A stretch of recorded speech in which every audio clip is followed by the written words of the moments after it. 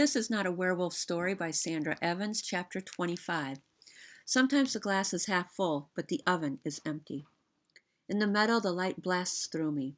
I stand in it so long my skin pulses. Then I walk into the lighthouse.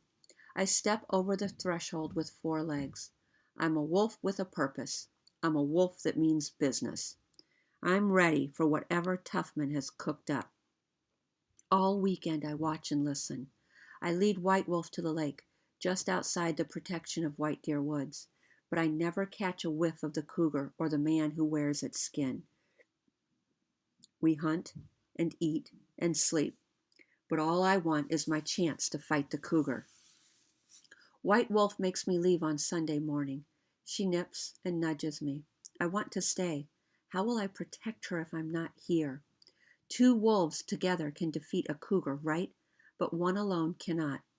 My tail drags as I cross the meadow. I wish we could speak to each other with words. Stay in White Deer Woods, I want to say. The woods magic will protect you. There's a scent on the doorstep of the lighthouse. It makes me cold.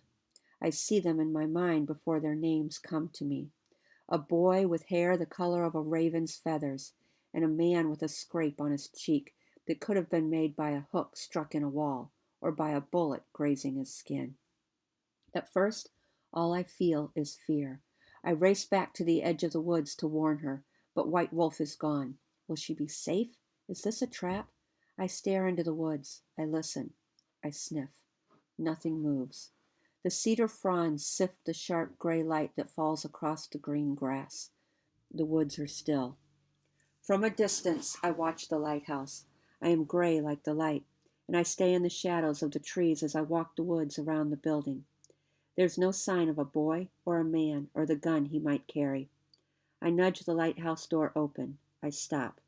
I listen. But all I hear are wings above in the broken lantern room. They've come and gone. Vincent told Tuffman about my lighthouse. What will this do to the magic? I put my nose to the ground and sniff. The scent trail leads from the door to the oven. The oven door is open. My clothes are gone. In my wolf's eye, I see Tuffman laughing eyes. And the last words he said to me, change your clothes. Vincent didn't just tell him about the lighthouse. He told him everything he knew, and that was all Tuffman needed. At first, I'm stunned, like when someone hits you in the back of a head with a rock. It's that solid kind of ache like when a bone breaks, sharp and hurting, the same amount of bad everywhere. Then I wonder, was Vincent laughing when he reached into the oven? Did he wear his zombie mask? If I open one of the kitchen cupboards, will golf balls come dropping out? Does Vincent know this isn't a prank? This isn't stealing or lying. This is a kind of killing. He's stolen the boy in me and forced me to stay a wolf forever. It takes the air out of my lungs. Has someone ever punched you or kicked you? It hurts, right?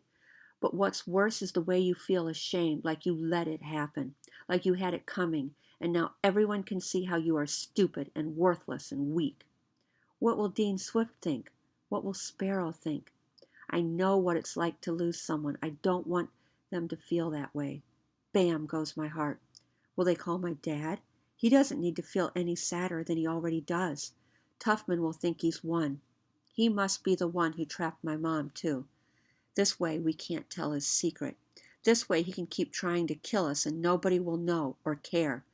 Nobody goes to jail for shooting a wolf. And Vincent, if there's one thing I know about Vincent, it's that when he does something wrong, he'll never admit it. Remember the fire? He started it. Remember the fishing pole? He broke it.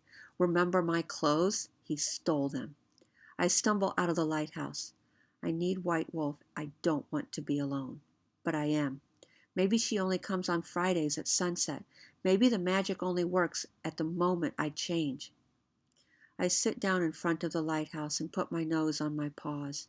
I feel the lump in my throat, and I wait for the tears to come.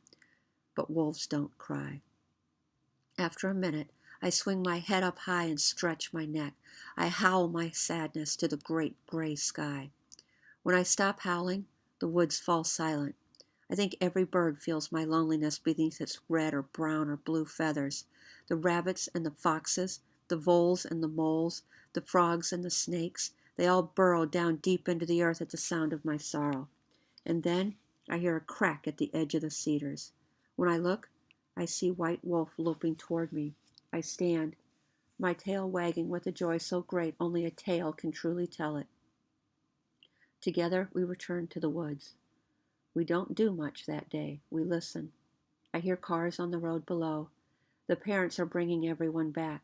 It may sound strange to be grateful for anything when you've just found out your best friend has stolen your life and that you'll never again eat with a fork or play pinball or baseball or wear shoes or read a book or watch a cartoon or fly a kite or use a straw to drink a soda.